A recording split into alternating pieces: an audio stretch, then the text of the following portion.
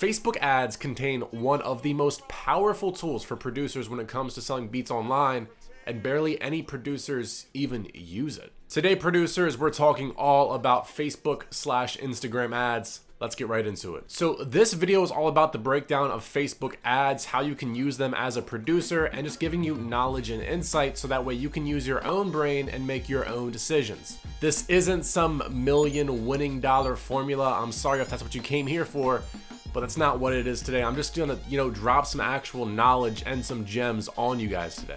So I highly recommend after you watch this video, go watch my other video I just made all about producer sales funnels and how basically audiences work when you're marketing and trying to just sell anything online in general. There's a few key things that you need to know in there before you dive too deep into Facebook ads, so that way you can understand a little bit better of some of these things. Also, if you're unaware, Facebook owns Instagram, so anytime I say Facebook ads, I'm talking about Facebook and Instagram ads, not just Facebook. So Facebook and Instagram.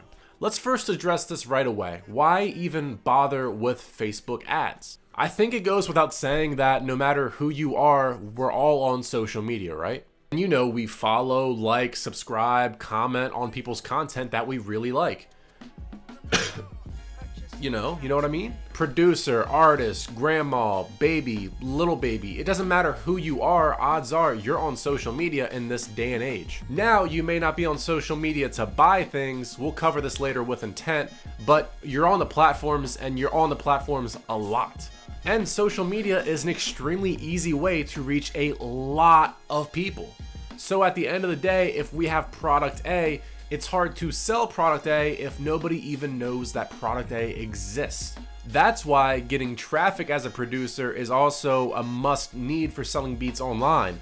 If only I made a video on that before.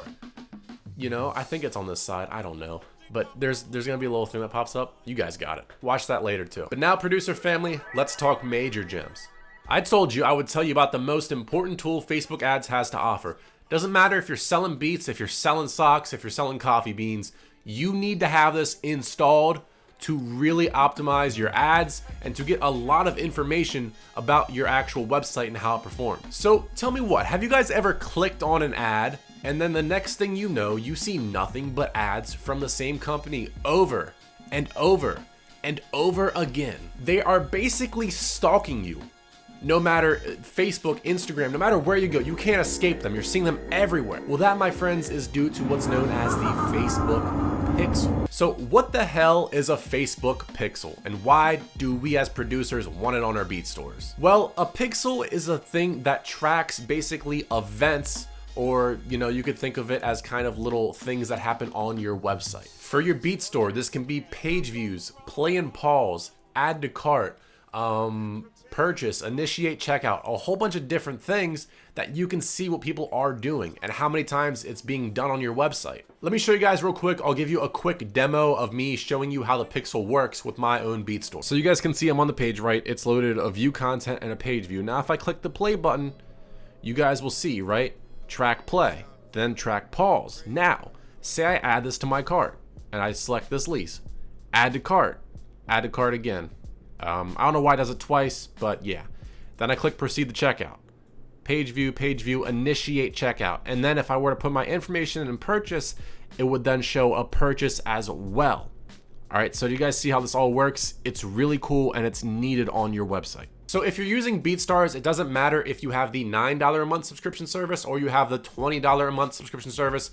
You can have the pixel installed. So it's very important that if you use the $9 a month subscription service, you do not get access to a pro page, but you can make an HTML player. If you go to like My Media and then you click player, you have to make a new player. Then if you scroll the whole way down, you'll see Facebook pixel code. That's where you're gonna put your Facebook pixel code. Now, it's very important that anytime you go to advertise or you upload your beats to YouTube, the link you put in the description needs to be the one for the HTML player link. So you need to go to your HTML player, find the beat you want, copy and paste it from the player. Do not put the marketplace URL in it.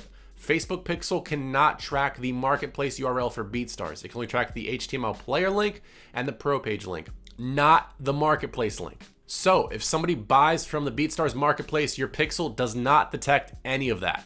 But If somebody goes to your HTML player or your pro page, the pixel will pick that up if it is properly installed. All right, so next up, right? Why the hell do we even want to collect all of this data, right? How does this really help us? So when we give Facebook all this different data, we're basically helping their algorithm work for us and help us out. A big thing that you can do is you can create lookalike audiences, and it's just kind of exactly what it sounds like, right? Say we have 10,000 people come to our Beat store in 1 month.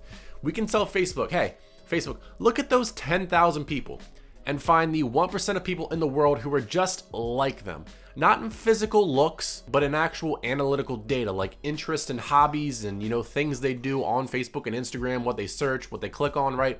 Find us the 1% of the people in the world who are just like these 10,000 people. And then you can target that audience and start marketing to them. Now, there's no real number you should shoot for here, like you should get 10,000 people, then make a lookalike audience, but the more people you have, the more data you give Facebook, the better the algorithm can do to optimize your audiences, to optimize anything you ever want to do, right? The more data you give Facebook, the better off they'll be at doing their own thing with their algorithm. So creating a lookalike audience based off 100 page views, it's not really going to help you too much. All right, so now let's hop into campaign/objective types.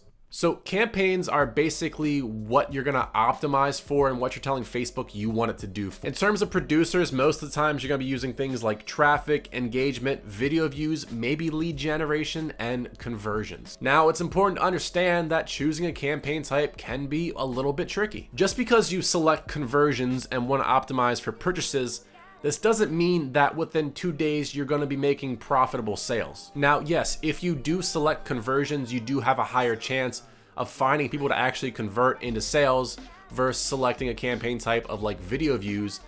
But once more, you could spend $50 on conversions and get 1 sale for $15. The biggest thing with ads is that it's going to take money to spend and you need to give the algorithm data, and it's going to take time and money, unfortunately. It's not just some get-rich thing right away. The algorithm needs its time to figure out people, placements, and everything else involved with running an ad. Once more, it's very important you have the pixel installed before you run ads, because if you do not, then Facebook can't gather the data and be like, yo, we had to spend $12 to get an add to cart or $12 to get a purchase, right?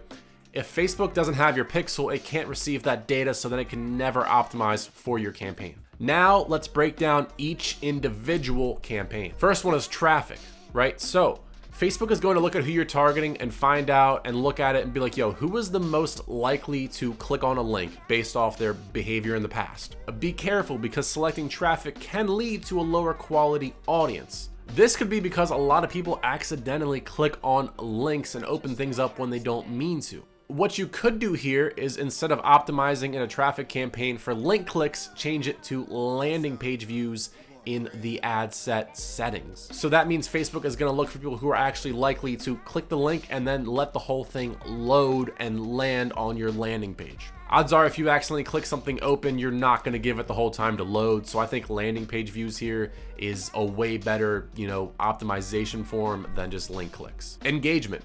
Facebook's gonna look at who you're targeting and be like, yo, who is the most likely to leave a like or comment? Simple and easy. Video views. Facebook is going to look at your audience and be like, yo, who is the most likely to view this for, I believe it's 15 seconds. So this could be a really good way to build your brand and brand awareness for your beats, right? Promote a beat out there for video views and then retarget people who watched, 75% of the beat or watched 15 seconds of it. Boom. Conversions. So conversions are going to lead you to reaching a more high quality audience. Once more, this doesn't mean you're going to be 100% profitable in like the first week, but you're going to be leading to a more high quality audience. Conversions are all based off people taking action. Let's say we select traffic, right, as a campaign. Well, Facebook's gonna look at that and be like, yo, who's the most likely to click on the link, go to the website? That's it, right? That's all we're asking Facebook to do. With conversions, we can select things like add to cart, purchase, or lead sign up, or anything like that, right? So now we're asking Facebook, not only do I want people to land on my website and load it up, I need them to go through the process of doing something like add to cart or signing up for something or even purchasing, right? So that's a way more high quality audience right there. And then Facebook is going to tell you, hey, in order to get somebody to purchase something, we had to spend $45. So kind of sucks at first, but Facebook needs that data to help drive the costs down more and more for your campaign. So then we have the $1 million question. Shouldn't we always just run conversion ads then to always reach a more high quality audience? I really can't give you guys the answer here. I'll tell you guys why this is kind of a big issue. In order for Facebook to actually optimize for something, it recommends 25 to 50 events per week. So it's pretty hard to optimize for a conversion campaign for purchases. According to Facebook, if you're not getting 25 to 50 purchases a week, Facebook can't properly optimize. But then some people will say, well, listen, it's the Facebook algorithm, right? If you still optimize for conversions and only get one purchase a week, it still should be able to lead you to a conversion at least. It's kind of a big toss-up of if you're not getting 25 to 50, then does it really work? And once more, guys, this is just something that you have to test out yourself. And ultimately, at the end of the day, it comes down to your money and your budget spending. To give you guys a quick rundown, right? It's almost like you tell me you want me to pick you something for dinner. And all you do is you tell me the last thing you ate. So I go to the store and I'm like, yo, okay, so last time he ate shrimp, so I'm gonna get him shrimp again, right? You could have hated that shrimp, I don't know. But now, if you ask me to get you dinner and you give me a list of the last 20 things, the last 50 things, the last 100 things you've eaten, I can look at that and be like, yo, this guy eats burgers, 75 times in the last 100 days, I'm gonna go get him a burger.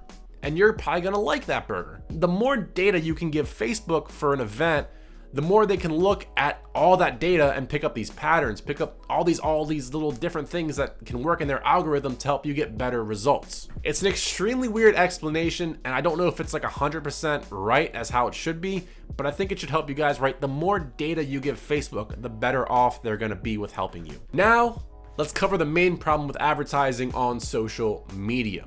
How many of you guys hop onto Instagram, hop onto Facebook and go, yo, I want to buy something today. I want to spend 50 bucks on something, whatever I see I'm buying, right? None of you guys probably do that, right? We go onto Facebook and Instagram to read memes, to, connect with friends, see what everybody else is up to. We don't go on social media to buy things. Now, yes, we do impulse buy things on social media, and it's completely wrong if I was to say, yo, don't advertise on social media because people don't buy things. But you need to understand our user intent on social media isn't to buy things. Now, if we were to go to Google and type in, beats for sale, hey, we have the intent of finding beats for sale, but just because we're a rapper on Instagram doesn't mean we want to buy beats. Do you guys see where the big difference is there with our user intent? So what I would highly recommend, and to close out this video, is to simply, think a little bit different and get creative and think about really how rappers and producers use social media, right? Maybe this high creative design ad that looks amazing, it looks dope, maybe it isn't the best way to advertise on social media, right? Maybe posting a meme is a good way to advertise. I don't know. You guys have to test this stuff out. I just really want to give it to you guys and say that, listen, you need to understand we're not on social media to buy things. So it could be a really good way to, establish brand awareness and do things like that, and to get your name and your logo and your face in front of thousands of people for cheap. But at the end of the day, you kind of have to approach it a little bit different because we're not on there to buy things. So get creative and think outside the box. So to give a quick little recap with everything, make sure you have the Facebook Pixel installed. If you don't and you have questions about it, hit me up on Instagram at Sound Design. I'll try to help you out. At the end of the day, right, the more money you can spend on Facebook ads, the better you have a chance of, having them work a lot better for you and, being highly successful with them. That's just the name of the game, guys. So, yeah, free beats on course in the description below. I'll catch you guys later.